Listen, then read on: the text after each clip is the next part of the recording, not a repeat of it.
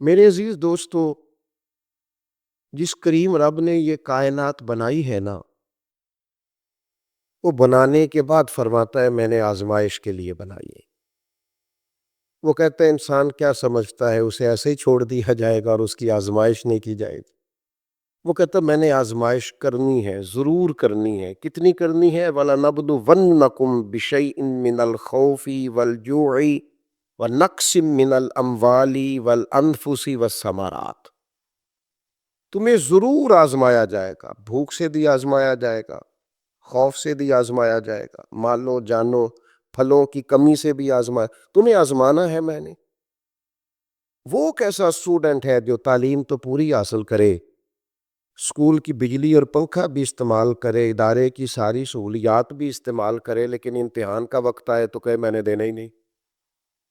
بھئی آپ کے اوپر محنت ساری کی گئی، آسانیاں ساری کی گئیں، اب آپ پر امتحان کا وقت آیا ہے تو آپ گھبرا گئے، آپ جی چراتے ہیں، آپ اسے اپنے سکون کے خلاف محسوس کرتے ہیں۔ کریم کہتا ہے امتحان لوں گا، لیکن اس امتحان میں جو پاس ہوں گے نا، انہیں خوشخبری بھی ملے گی، لیکن خوشخبری میں نہیں سناؤں گا۔ وَبَشِّرِ الصَّابِرِينَ، محبوب جو صبر کریں انہیں آپ خوشخبری سنا دیں۔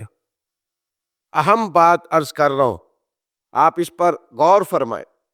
اللہ کہتا ہے کائنات بنانے والا کہتا ہے میں آزماؤں گا، تو مالک ہم نے کیا کرنا ہے؟ فرمایا صبر۔ صبر کرنا ہے تم نے۔ امام غزالی تو کہتے ہیں 70 مقامات ہیں قرآن مجید میں جن میں صبر کا تذکرہ ہے، لیکن بعض علماء نے لکھا ہے 100 مرتبہ قرآن مجید میں اللہ نے صبر کا ذکر کہ کس نے کہا یہ صبر کرو؟ یہ 70 یا 100 مرتبہ فرمانے والا قادر مطلق ہے، جس کے قبضہ و قدرت میں ساری کائنات ہے۔ پل بھر میں چاہے تو لفظ کن سے کیا کا کیا کر دے۔ وہ کہتا ہے میرے پاس ساری قدرتیں ہیں، حکمتیں ہیں، میرے قبضہ و اختیار میں سارا کچھ ہے، پر میں تمہیں کہتا ہوں مجھے صبر تو کر کے دکھاؤ۔ گویا حکمت الہی یہ ہے صبر کرو۔ یا اللہ مشکل بڑی آ گئی، تکلیف بڑی ہے، پریشان بڑے ہیں، ہم ڈپریشن کے اندر پوری طرح مبتلا ہو گئے ہیں، زمانے کی تیز دھوپ نے ہم نے سخت ترین تپتے ہوئے صحرا پہ لا کھڑا کیا ہے۔ مالک کریم ہماری حالت یہ ہے کہ ہم اپنے ذہن پر، روح پر، آنکھوں پر، کانوں پر بوجھ محسوس کرنے لگے ہیں، ہماری نیند اڑ گئی ہے، ہماری طبیعت بے چین ہے، کیا کریں؟ ہمیں تیری مدد چاہیے، ہماری مدد فرما۔ تو کائنات کا رب کہتا ہے یا ایھا الذین آمنوا استعینوا بالصبر والصلاۃ، اے ایمان والو صبر اور نماز سے مدد طلب کرو۔ اور اگر تم یہ مدد طلب کرنے میں کامیاب ہو گئے، تم نے صبر کر لیا، تم عبادات کے پابند ہو گئے، تمہارے مصلے آباد ہونے لگے، تمہاری زبانوں پر ذکر جاری ہونے لگا، تم اپنے مالک کریم کو یاد کرنے میں کامیاب ہو گئے اور صبر کرنے میں کامیاب ہو گئے، تو مالک پھر کیا ملے گا؟ امتحان میں کامیابی ہو جائے گی، مشکل آسان ہو جائے گی۔ پھر ہمیں کیا ملے گا؟ تو کریم فرماتا ہے ان اللہ مع الصابرین، پھر تمہیں رب ملے گا۔ پھر تم یہ مت سمجھنا کہ تمہارے دائیں بائیں کوئی گن مین کھڑے ہیں، اور یہ مت سمجھنا کہ بڑی سیاسی شخصیات تمہاری پشت پر کھڑی ہیں، یہ مت سمجھنا کہ کروڑوں اربوں خربوں روپیہ لے کے کوئی آگے آئے مشکل حل ہو گئی ہے۔ ان اللہ مع الصابرین، تمہاری پشت پہ انسانوں کی قوت خالی نہیں ہوگی، تمہیں رب کریم کی قوت ملے گی۔ صبر کرنے والوں کو معیت الہی نصیب ہوتی، معیت الہی۔ ایک درویش تھے تو وہ کہتے ہیں کہ جے محبوب پیارا ایک دم، جے محبوب پیارا ایک دم وسے نال اساڈے، کہ سمجھا میں ہما پکھیڑو تھاتا ہے جال اساڈے۔ کہتے ہیں میں نے ایک کہاوت سنی ہے کہ ایک پرندہ ہے ہما نام کا، تو وہ پرندہ کسی کے سر سے گزر جائے تو بندہ بادشاہ بن جاتا ہے۔ کہاوت ہے ایک پرندہ ہے، وہ کسی کے سر سے گزر جائے تو بندہ، تو کہتے ہیں اگر میرا محبوب ایک گھڑی میرے پاس رہے نا، تو میں یہ نہیں سمجھوں گا کہ میرے سر سے وہ گزر گیا، میں سمجھوں گا میرے قبضے میں آ گیا ہے۔ یعنی جس کے سر سے گزر جائے وہ تو بادشاہ بن جاتا، جس کے قبضے میں آ جائے وہ جس کو چاہے بادشاہ بنائے۔ کہتے ہیں جے محبوب پیارا ایک دم وسے نال اساڈے، تے سمجھا میں ہما پکھیڑو آتا ہے جال اساڈے، میں سمجھوں گا وہ میرے جال میں آ گیا، میں جس کے سر سے چاہوں گزار کے بادشاہ بناؤں۔ تو محبوب تک پہنچنے کا رستہ کیا ہے؟ تو محبوب کہتا ہے یا ایھا الذین آمنوا استعینوا بالصبر والصلاۃ، اے ایمان والو تم صبر اور نماز سے مدد مانگو، ملے گا کیا؟ ان اللہ مع الصابرین، تمہیں محبوب ملے گا، اللہ تمہارے ساتھ ہو جائے گا۔ آپ کو پتہ ہے بعض دنیاوی چیزوں میں بعض لوگ الجھ کے رہ جاتے ہیں، کیوں؟ ان کا کوئی مقصد نہیں ہوتا زندگی کا۔ بعض لوگوں کو شہرت کی بڑی عجیب و غریب قسم کی ہرس ہوتی ہے، وہ سارا وقت اپنا ضائع کر دیتے ہیں، نہ عبادت، نہ روحانیت، نہ تقویٰ، نہ کوئی کسی قسم کی باطنی کیفیات، بس میں بھی ہوتا ہوں، میرا بھی ایک نام ہوتا ہے، ساری زندگی ضائع ہو گئی۔ اپنے لیے کوئی بہترین مقاصد تلاش کریں۔ آپ کے یہ جو چھوٹے موٹے جھگڑے ہوں گے، زندگی کے مسائل ہوں گے، یہ ویسے رستے میں رہ جائیں، آپ کو محسوس ہوگا یہ ہے ہی نہیں۔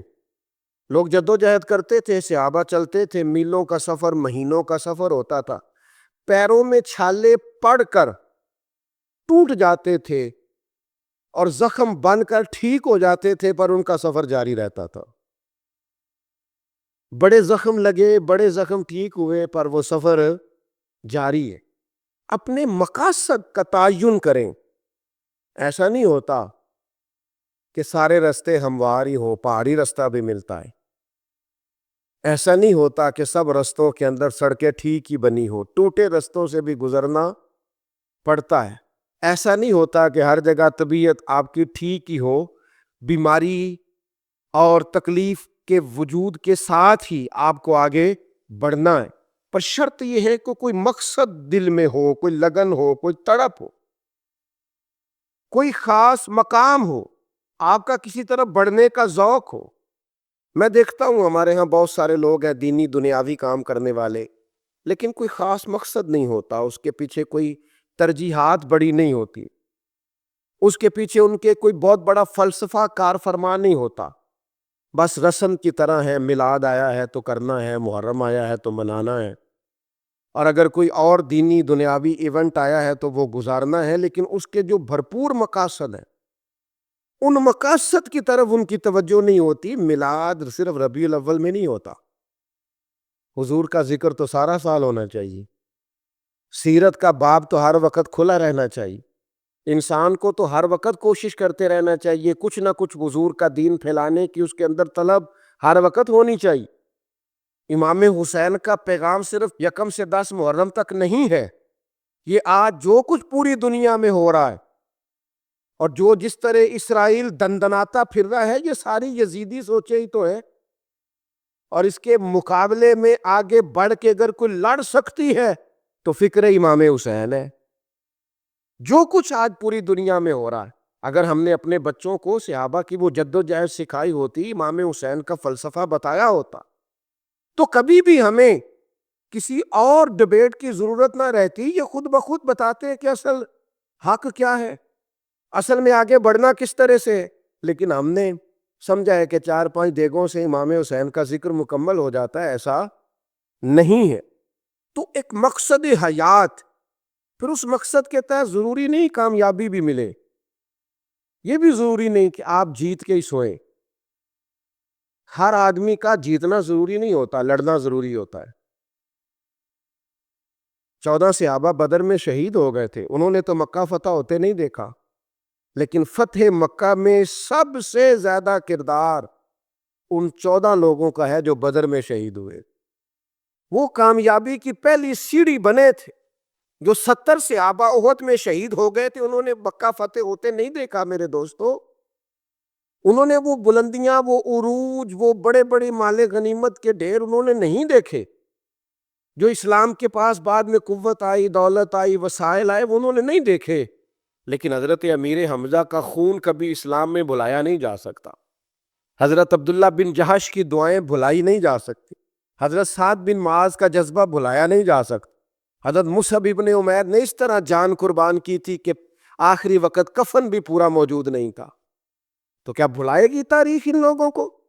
اسلام کا جھنڈا پورے طور پر پوری دنیا میں اس طرح سے لہراتا بظاہر نہیں دیکھا، لیکن ان کی قربانیاں بھلائی جا سکتی تو کوئی مقصد تو بنائے۔ کبھی کبھی نہ لوگ ہم سے کچھ ایسی چیزوں کا مطالبہ بھی کرتے ہیں جو بظاہر ہمارے لیے مشکل ہوتی ہیں۔ میں آپ کو صحیح بتاتا ہوں، ان کاموں کو بعض اوقات طبیعت نہیں چاہ رہی ہوتی، اور بظاہر ایسا محسوس ہو رہا ہوتا ہے کہ یار یہ کام جو ہے نا یہ ٹھیک نہیں۔ آپ تم نہ وقت دیکھ رہے ہیں، نہ آپ ماحول دیکھ رہے ہیں، نہ موسم دیکھ رہے ہیں، وہ بعض اوقات ایسے مطالبات کر دیے جاتے ہیں جو ٹھیک نہیں ہوتے۔ لیکن میرے محبوب کے اخلاق عالیہ کا یہ بھی کمال ہے کہ حضور نہ ہمیشہ کوشش کرتے تھے آنے والے کی دلجوئی کر دی جائے۔ چلے اگر اس نے بے موسمی بات کر دی ہے تو یہاں سے ہی رنگ تھوڑا بدل لیا جائے۔ نبی پاک علیہ السلام جب فجر کی نماز پڑھ کے نکلتے نا تو حضرت انس بن مالک رضی اللہ تعالیٰ عنہ ارشاد فرماتے ہیں کہ مدینہ منورہ کے غلام اور لونڈیاں نا اپنے اپنے پیالوں میں پانی لے کے آتی، تو وہ پانی آگے کرتی کہ اس میں اپنا ہاتھ ڈبو دے۔ بخاری مسلم میں سیاستہ میں آپ کو حدیثیں ملیں گی، یعنی ان کا عقیدہ تھا کہ محبوب ہاتھ لگا دیں گے تو متبرک ہو جائے گا۔ اور حضور بھی امت کو یہ درس دے رہے ہیں اس عمل سے کہ واقعہ اس میں تبرک ہوتا ہے۔ نبی پاک کے دست مبارک سے لگی ہوئی شے متبرک ہوتی۔ نبی کریم صلی اللہ تعالی علیہ وسلم اپنا ہاتھ مبارک رکھ دیتے، ان کے لیے تبرک ہو جاتا، وہ گھروں کو لے جاتا۔ اب کبھی کبھی کیا ہوتا، جاڑے کی ٹھنڈی صبح، یعنی سردیوں کی ٹھنڈی صبح، ان کو عادت پڑی ہوئی ہے صبح پانی لے کے آنے کی، ٹھٹھرتا ہوا پانی، فجر کا وقت، سردی کا ٹائم، لیکن وہ غلام لا کے پیالے جیسے ہی آگے کرتے، حضرت انس بن مالک فرماتے ہیں میں سیدہ آمنہ کے لال پہ قربان جاؤں، کبھی ہاتھ پیچھے نہیں کیا، فوراً ہاتھ ڈبو دیتے۔ محبوب دل جوئی کرتے، کرم نوازی کرتے، عطائیں کرتے۔ محبوب کریم صلی اللہ تعالی علیہ وسلم نے کبھی ہاتھ پیچھے نہیں کیا۔ انہوں نے موسم نہیں دیکھا، وہ سردی میں لے آئے، پر یہ کریم ہے نا، اور دروازہ کریم سے کبھی کوئی خالی گیا ہی نہیں۔ ہاتھ جس سمت اٹھا غنی کر دیا، موج بحر سخاوت پہ لاکھوں سلام محبوب پاک علیہ السلام عطا کر دیتے۔ او یارو، ہو سکتا ہے کبھی کوئی بے موسم حکم اماں دے ہی دیتی ہو، کبھی کوئی ایسی بات ابا جی کر دیتے ہو جو آپ کی طبیعت کے مطابق سوٹ نہ کرتی ہو سکتا ہے کبھی گھر والے کوئی ایسی بات کریں جو برداشت کے قابل وقتی طور پر نہ ہو، لیکن یہ دیکھو نا میرے نبی کا اخلاق، یہ دیکھو نا حضور کا انداز۔ میلاد منانے والوں، محبوب کے نام پر نعرے لگانے والوں، اپنی مزاجوں میں وہ کشادگی بھی پیدا کرو۔ ہو سکتا ہے کچھ لوگ ایسا بھی کام کریں جو بظاہر طبیعت کے مطابق نہ ہو، پر کہنا ہم اس رسول کے ماننے والے ہیں جو ہمیشہ دلوں کا سہارا بنا کرتے۔ جو سرکاری عہدے ہیں، جو سرکاری ملازمین ہیں، ان پر آپ حاکم اور افسر نہ بٹھائیں، اس پر خادم بٹھائیں جو قوم کی خدمت کریں۔ پتہ نہیں میرا تجزیہ ٹھیک ہے کہ نہیں، لیکن مجھے ایسے لگتا ہے کہ ہمارے محکموں کے اندر ملازمین قوم کی ڈیوٹی نہیں کرتے، اپنے افسروں کی ڈیوٹی کرتے۔ جس سے افسر راضی ہو گیا وہ بندہ ٹھیک ہے، افسر شاہی ہے۔ آپ کو اپنے بڑے کو، آفیسر کو خوش رکھنا ہے۔ اگر آپ کے تعلقات اس کے ساتھ ٹھیک ہیں تو بھلے آپ ڈیوٹی پہ آئیں چاہے نہ آئیں، سب ٹھیک ہے۔ آپ قومی خزانے سے تنخواہ لیتے ہیں، آپ کو قوم کا خادم بننا چاہیے، اللہ کے حضور جواب دینا ہے۔ آپ حضرت عمر رضی اللہ تعالیٰ عنہ کے سامنے جب وہ مقدمہ آیا تھا کہ ایک گورنر صاحب ہیں اور وہ بڑا زبردست لباس پہنتے ہیں اور اس طرح کہ انہوں نے شاہانہ زندگی اختیار کر لیا، تو جناب عمر نے فرمایا ان کو ٹاٹ کا لباس پہنا کے اونٹ چلانے پہ لگاؤ، یہ اس عہدے کے قابل نہیں ہے۔ میرے پاس یہاں کچھ لوگ آئے، ایک محکمے سے وہ تعلق رکھتے تھے، تو ان میں سے ایک نے مجھے کہا کہ کوئی وظیفہ بتائیں جس سے ہم اللہ کے قریب جائیں۔ تو میں نے کہا آپ کے پاس تو بڑا زبردست وظیفہ ہے، سارا دن سائل آتے رہتے ہیں آپ کے پاس درخواستیں لے کے، آپ اللہ کی مخلوق کو چکر لگوانے چھوڑ دیں، مخلوق سے پیار کرنا شروع کر دے، اللہ اپنے فضل سے اپنا قرب آپ کو عطا فرمائے گا۔ آپ چکر لگواتے ہیں، کل آنا پرسوں آنا، ٹھہر کے آنا، ناشتہ چل رہا ہے، کھانا چل رہا ہے، چائے چل رہی ہے۔ او خدا کے بندے، نبی پاک علیہ السلام نے فرمایا یہ مخلوق اللہ کا کنبہ ہے، اور خدا اس سے محبت کرتا ہے جو اس کے کنبے سے پیار کرے۔ آپ اللہ کے بندوں کے لیے آسانیاں کریں، یہ سب سے بڑا وظیفہ ہے۔